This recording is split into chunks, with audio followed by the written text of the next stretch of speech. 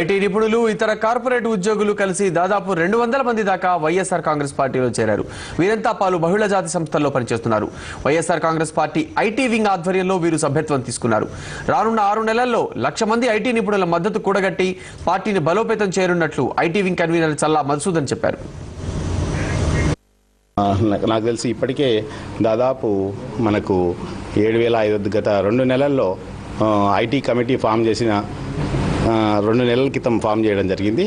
అప్పటి నుంచి ఇప్పటి వరకు సుమారుగా 8,000 మంది ఐటీ నిపుణులు ఒక హైదరాబాద్లోనే వచ్చి జాయిన్ అవ్వడం జరిగింది. అలాగే వైజాగ్లో కూడా సుమారు 1,500 మంది ఐటీ నిపుణులు కూడా మన పార్టీలో చేరడం జరిగింది.